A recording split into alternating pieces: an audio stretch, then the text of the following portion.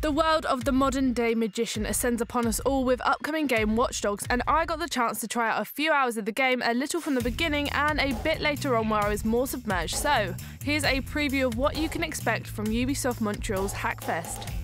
As most of you will know, Watch Dogs got itself delayed from last year, and what I really wanted to know was what happened during the time between when we were promised it and when we will be given it. So I asked Danny Bellinger, lead game designer for Ubisoft Montreal. Polish. I think they'll get a finished game. We were gonna have to cut corners, cut some things, and and basically not ship the game we wanted to. So by delaying it, it really allowed us to finish the game. So I mean, it's a much better game and polished version of what we had in October, November. So it's more fun. It's better. You are Aidan Pierce, and alongside the gameplay is an attempt at an emotional storyline of which I can't give you my full opinion on because, well, I didn't see it all. What I can tell you is what this game is like in general. Your main piece of tech is the profiler. This will help you assess the people around you for potential hacks and as to whether they are going to cause you any hassle if you do launch a cyber attack on them.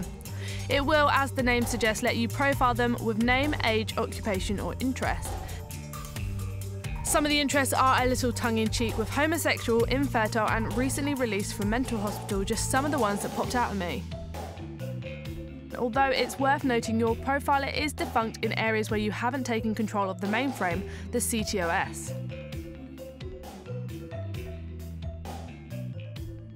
Once profiled, you'll be able to hack into anyone that offers you a little something in the way of cash, which can be picked up later at an ATM. You'll be able to navigate your way around the map with objectives, campaigns, crime detective, fix a contract, criminal convoy, gang hideout and more, but as with most open world games, you can pick and choose what you play and when. But what will help Watch Dogs avoid the curse of the repetitive tasks that have sometimes befallen other open world games like this? There's so many variety. It can be in the gameplay, so drive, escape, chase, stealth, combat, hacking, and it's also in what you're doing. So all the activities. So you can go in layers. You can play combat, stealth, and like gang hideouts. You can also intercept convoys, which are criminals. You can solve crimes, which are a bit of based around stealth. But there's a lot of things for you to do, and you choose what you want to do at any time. So obviously, if you're redoing the same thing over and over, it's your choice. But technically, there's so many things you can do that I have a hard time seeing the repetition there. Watch Dogs is a reflection on modern life, and with a setting of Chicago, one of the most surveillance-stricken cities of America, the game shows how the technology that surrounds us could be used in order to commit and prevent all new sorts of crime. You'll be able to do things such as access a security camera, which will let you assess a situation without entering the area itself, which is very helpful when there's people in there with guns. The game has a vast skill tree which will enable manipulation of your environment, such as raising or lowering city blocks, changing traffic lights to cause chaos, and optimization of your profiler. The skills you gain will help you in tasks such as hacking, combat, crafting, and driving.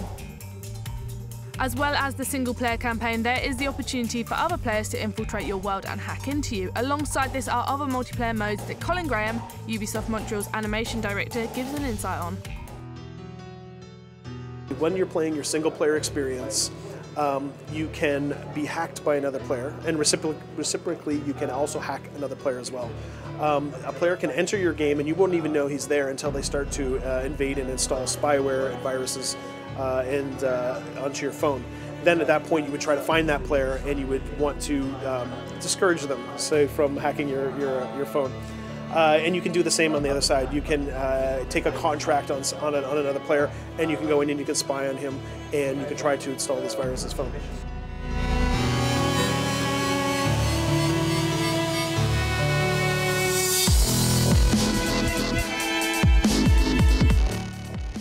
But what if you don't want to play with other people and want to get on with your own business? There's an option to turn it off, and there's also a shield, so if it happens to you, there's a cooldown, so it cannot happen, right after. There's a definite timer where you are protected.